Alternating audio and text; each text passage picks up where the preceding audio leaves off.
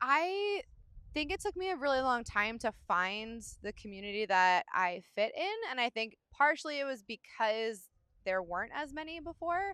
But I think we're in a really incredible time that, especially because of the internet, you can find someone who likes all the same things as you, or maybe you can find a lot of people who like all the same things as you.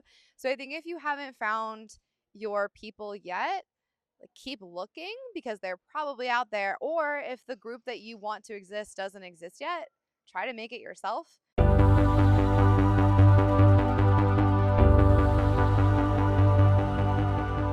I'm Jordan Ellis. I run Jordan Danae, which is a geeky fashion brand, and I'm the co-editor of the Sartorial Geek, which is a geeky lifestyle magazine, podcast, and website.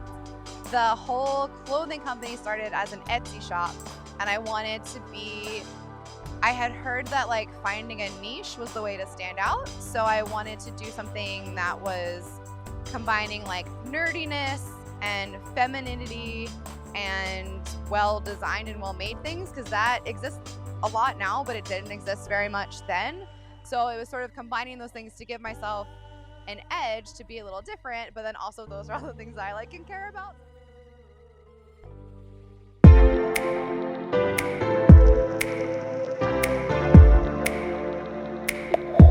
But I think nerdy fashion is like a fandom that some people are into.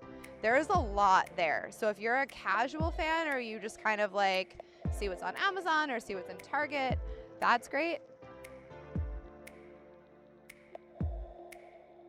Every single thing that I do for my job has a nerdy bent. So either the clothing has some type of subtly nerdy reference or design or inspired by a character. And then with the podcast and magazine and blog, we're talking about things that we nerd out about. We're interviewing people who do other nerdy things for a living. So like the pop culture nerdy aspect is the main theme of all of the professional things I'm doing. Social media is the reason that I'm able to have the business that I have, because connecting with people in person is hard, especially if you don't have like a brick and mortar shop. Even if I go to a Comic-Con for the first time in a city I've never been to, I have like connections with people from social media, which has been awesome. Something I really like about coming to a convention where I'm not working is that then I can do the thing that I appreciate other people always do for me. So I'm trying to go to every booth that a friend is selling something and like buy something if I can. So it's been nice to be able to be like on the supporter side, because normally I'm on the receiving side, which is so nice, but it's nice to like pay it back too. And then it feels kind of like homecoming. Like we're all here and we can see each other. It's the best.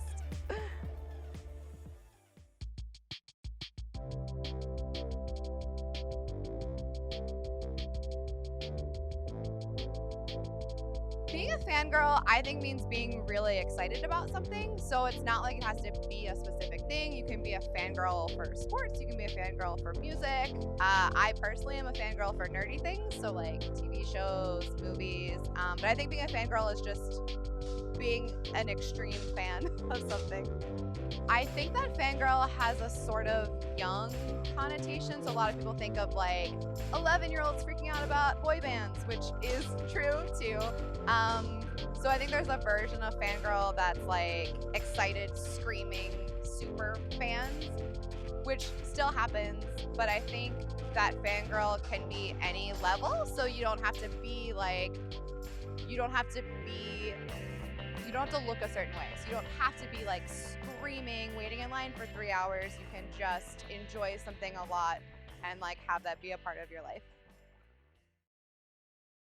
There are still areas of fandom that aren't super popular, or that like everyone isn't super into, like that are like included when you think of like the cool nerdy things like the Marvel movies.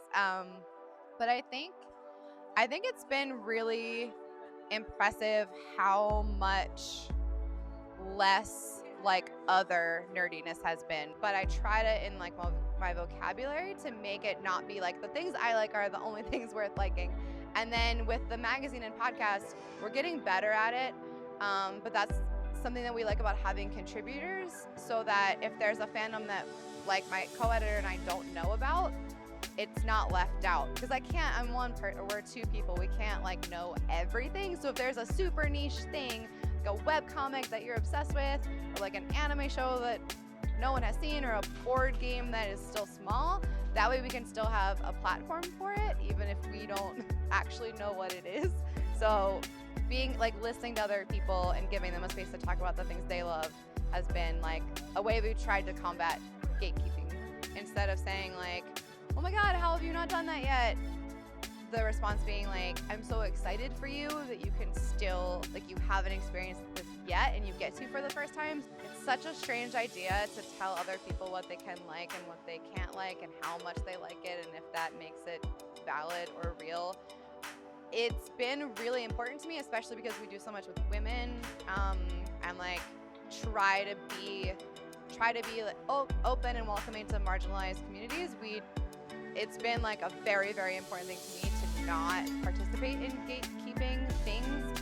And I read Harry Potter really late. I didn't read it until the last book came out. So if people had been like, oh, you're too late, like you're not really a fan, that probably would have maybe never read it. And that's like changed my life. So I want to never do that to other people.